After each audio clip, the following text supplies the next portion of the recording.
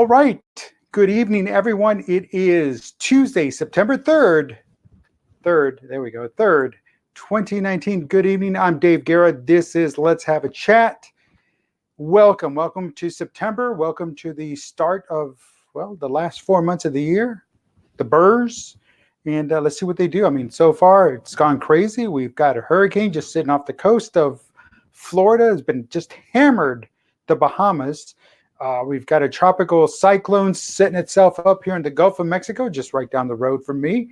And what else is going on? Again, knuckleheads everywhere and people with their 2 cents everywhere and people just trying to figure out what's going on in England, in the United Kingdom, and that whole Brexit situation. I'm not from England, therefore, and I don't vote in England, therefore my 2 cents are invalid. They don't count. They don't matter because, again, that's their issue. That's their problem. I do have one concern on the leadership side of that. I saw this video of the former, whatever his name was, prime minister, and he's talking about that it was a bad idea. He wakes up at night that it's a bad idea. Yet, what's the first thing he did when the referendum passed to leave England? What did he do? He cut bait and run. You know, if this was a bad idea, why didn't he stick around and make it and turn it into a good idea? This could have been his Churchill moment. This could have been his Margaret Thatcher moment. But instead, what does he do? He cuts bait, he runs, he turns tails, runs, and then comes back later on so he can say, I told you so. No, that's nonsense. That is not a leader, folks. That is not a leader. That is just, I dare say, but that's cowardice. That's all that is. You can't just, I lost him out of here. And, he was still in power. He was still there. He resigned, turned it over to Theresa May. And then Tony Blair, that's his name. I couldn't remember his name. But again, what kind of leadership is that? If you're sitting around making videos now and doing interviews now, how it was a bad idea and it was wrong for England, it was wrong for the UK, then why don't you stick around and make it better? One, it's what the people wanted. It's what they voted for. Your opinion doesn't matter. Just like I don't get to vote in your country, my opinion, therefore, does not matter. As a citizen of the world, that's all I got to say. As someone who advocates for leadership, that's what I got to say. You want to do something and you can't come back and say, it was wrong if you didn't step up and do something about it at that moment. And resigning is not doing something about it. But folks, that's the world I come from. Next, here in the United States, it's still gone crazy. It's still insane. And now we're looking at banning books. Banning books sound kind of reminiscent of like the 1930s, Europe, Germany. It does. It really, truly does. Banning books. Next, they're going to burn them. And what? Well, what's going on is in Nashville, Tennessee, this, I want to say it's a Catholic high school. They're afraid that the spells that these fictional characters and these fictional works of art, literature, books that have motivated so many people to start reading back when they first came out, these Harry Potter series by J.K. Rowling, that the spells are actually real and they can summon up demons and it's a battle of good versus evil all over again. Folks, every day is a battle of good versus evil. But here's somebody who refuses to change with the times. Here's somebody that believes that spirits and good and evil are constantly fighting. Here's somebody who believes in transfiguration. And yet they want to ban a series of books about good versus evil, spirits, transfiguration. Go figure. Folks, again, it is one of these things where common sense has just not kicked in. I don't know what's behind this individual's way of thinking. Is it the religion that they play? Yes, maybe it does, maybe so, but isn't that religion also rooted in good versus evil? Don't they talk, aren't there like a series of books that they all follow in that religion? And isn't transfiguration the main part of a ritual that's played out in some cases on a daily basis, and in most cases on a weekly, Sunday morning basis? Go figure. They don't see the analogy there. They don't see they just see that, hey, this is something that might be evil, that it's really true and it's going on. And so maybe, maybe their convictions and their beliefs are so true that yes, but they can't see that there's good witches, bad witches. They can't see that there's warlocks, there's wizards, good and bad, because there'll always be a struggle of good and bad. So where, as the leader, do you fit into this? You cannot argue. You can only share your opinion, and that's what I'm doing here, sharing my opinion.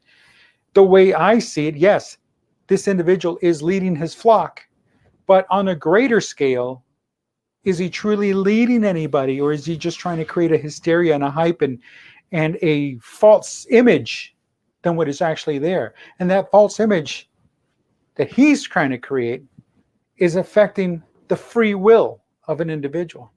The free will, let the parents decide what they want their children to read.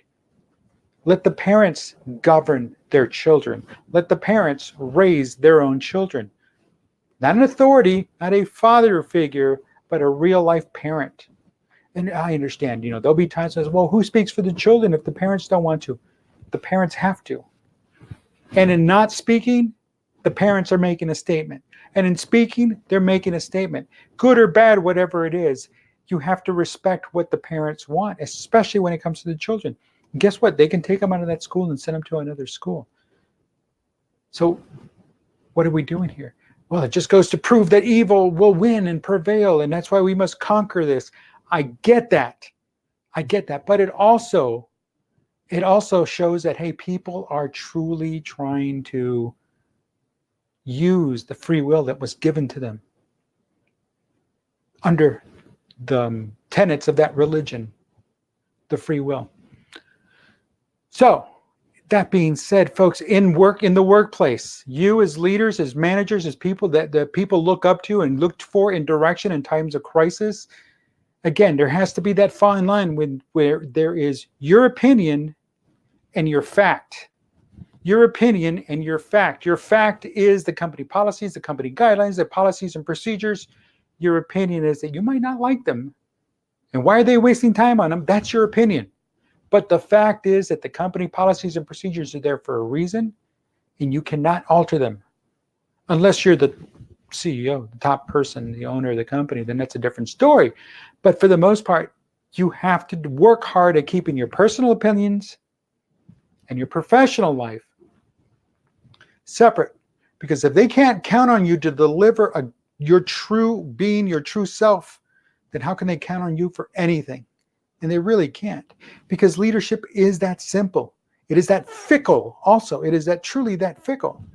And when it becomes a situation where what you say and what you believe start conflicting each other, maybe you're in the wrong vocation. Maybe you're in the wrong location. Because you signed up for that organization. You signed up to be part of that organization. And sure, maybe you want to do change. And sometimes people say change is best done from within. But at some point, it's going to be a conflict. And if they're not ready for change, then guess what? You can't ram it down their throat. You cannot cram it down their throat. That's the quickest way to lose followers. That's the quickest way to trying to, scramble to keep your flock. And folks, that's not a good way to be a leader, because at that point, then you're just scrambling, reaching and grabbing at straws and trying to appease people. And then at that point, you're found out for what you are.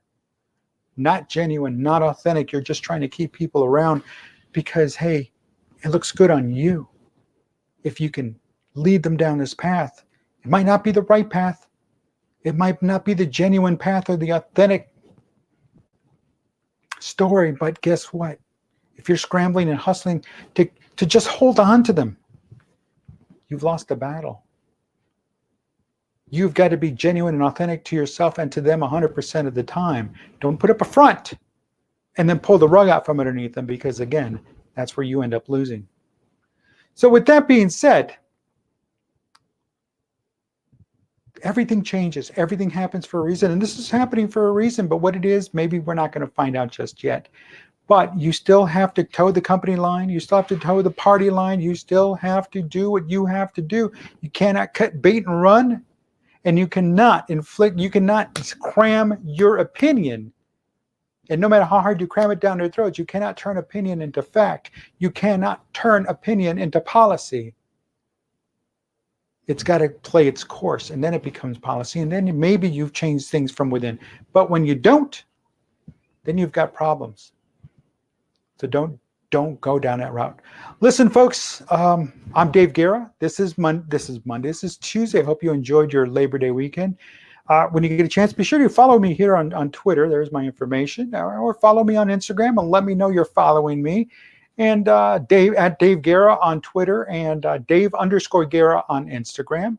And again, we're talking about leadership in the news, and today is Tuesday, September 3rd, 2019. Remember, now we're starting at a new time. We're starting at 6:30 Central, 7:30 Eastern, 5:30 Mountain, 4:30 Pacific. That's right, Monday through Friday, every day. So now we're at 6:30. So welcome to September. Let's make it a great one. Let's finish out on top. Let's look at what's going on around us, and let's question things that need to be questioned, especially as to why are you doing that? Why is that happening? And then we'll get to the bottom of things once and for all. And in the meantime, remember, you're a leader for a reason. Don't let them down. Until tomorrow, have a good evening. Have a great day.